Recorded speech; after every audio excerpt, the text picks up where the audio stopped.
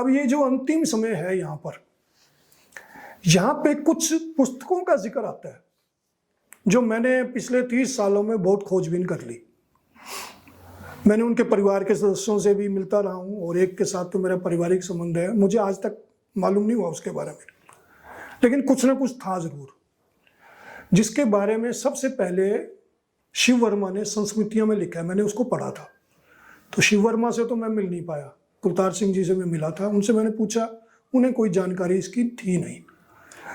जो जेल की नोटबुक है ना, उसमें भी नहीं है इसके बारे में चर्चा, लेकिन ये जरूर बताते हैं जेल का रिकॉर्ड कि अंतिम दिनों में फांसी से कुछ समय पहले शहीद आजम भगत सिंह ने जेल की परमिशन से कुछ पेपर्स जो है ना, जो हैंड रिटन थे, वो जेल से बाहर भिजवाए थे। और जेल से बाहर जो भिजवाए थे वो यशपाल के पास पहुंचे, जो क्रांतिकारी साथी थे। लाहौर में क्रांतिकारी गतिविधियों से एक तरह से ममता रखने वाली और उनके प्रति समर्पित एक महिला हैं, लज्जावती इनका नाम था। तो ये होता था कि इनके ऊपर कोई शक नहीं होगा, किसी तरीके से होगा, तो वो लज्जावती के पोजीशन में आ गए थे। अब शिव वर्मा कहता है कि ये पुस्तकें थी 4 जो भगत सिंह ने जेल में लिखी, उनके नाम भी देते हो, 2 के नाम दे रहा हो, history of the Indian revolutionary movement और दूसरा at the door of death. At the door of death Bhagat Singh ने क्या महसूस किया और क्रांति जी, लेकिन और कहीं जिक्र नहीं मिलता है। तो अजय घोष ने भी लिखा है इसके बारे में, लेकिन वो कहते हैं किताबें हैं, ऐसा मैं नहीं कह सकता। और उनके भाइयों से जब बातचीत होती है तो वो भी कहते हैं भी हमने उस समय देखा नहीं, क्या क्या रिकॉर्ड थे, क्या चीज़ें थे, हमें तो पता नहीं। फिर ये हमारे पास आया ही नहीं डॉक्यूमेंट, जो हमें दिया गया उसके अंदर ये नहीं था, क्योंकि ये पहले से ही जो मैंने बताया ना डायरी और किताबें, ये तो उनके एग्जीक्यूशन के बाद परिवार को दिया गया, लेकिन जो पहले वाला था ना, ये तो एक तरह से जेल से निकाल दिया गया पहले से, क्योंकि भगत सिंह को ये लगता था कि मेरे जाने के बाद ये डिस्ट्रॉय हो जाएगा।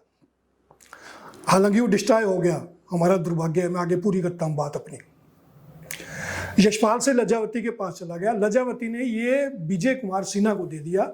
विजय कुमार सिन्हा को कारावास हुई थी 47 के बाद, वो रिहा हो गए, उनको दे दिया था ये किताब। और नहीं, 47 से पहले की घटना है, वो रिहा हो गया, उनको दिया। विजय कुमार सिन्हा ने 1942 के आंदोलन से पहले ये किसी एक ऐसे व्यक्ति को दे दिया जो क्रांतिकारी तो नहीं थे, उनके प्रति सहानुभूति रखते थे, और 1942 के आंदोलन में यूपी में बहुत जबरदस्त कहर डाला था, ब्रिटिश साम्राज्य ने बहुत जबरदस्त मारा था लोगों को। उस व्यक्ति ने डर के मारे उसको जला दिया, उसका नाम नहीं पता लगता अभी वो कौन है। तो ये बड़ा दुर्भाग्यपूर्ण है। हाँ, लेकिन मुझे भी ऐसा लगता है कि वो किताब की शेप में तो नहीं था, लेकिन बड़े इंपॉर्टेंट डॉक्यूमेंट थे वो। पर फिर भी अब तक भगत सिंह ने जो 1927 से लेकर अब तक लिख डाला था, विचार तो हमें पता लग जाते हैं उससे। और भगत सिंह ने अपनी जीवनी लिखी हो ऐसा तो लगता नहीं है, वो इन चीज़ों से ऊपर थे। और वैसे भी जो उनका एक आर्टिकल है वाई आई एम एथिस्ट, जिससे मेरी इंटरप्रिटेशन तो ये है कि वो भगवान से एक तरह से शिकायत, नाराजगी कर रहे हैं भी मेरे देश को गुलाम क्यों किया, और कुछ नहीं।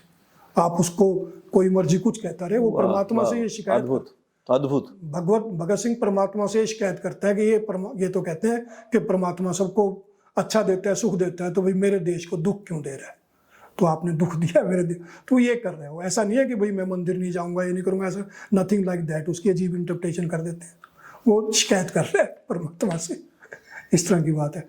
तो उसमें मैं बताना ये चाहता था कि जीवनी तो उसने उसमें लिखी है अपनी थोड़ी सी, पहले 8-10 पेज में उसमें बताता है मैं स्कूल में कैसे पढ़ता था, कॉलेज में कैसे पढ़ता था, दादाजी, पिताजी, दोस्त, उनके बारे में लिखा है उसने। तो बहुत ज़्यादा नहीं, क्योंकि इस तरह के जो व्यक्ति होते हैं बहुत ज़्यादा अपने ऊपर चीज़ें नहीं लिखते हैं, तो ऐसा उसने लिखा हो। लेकिन किताबें वो जो भी डॉक्यूमेंट डिस्ट्रॉय हो गया, उसका एग्जैक्ट हमें कुछ मिलता नहीं है क्या चीज़ है।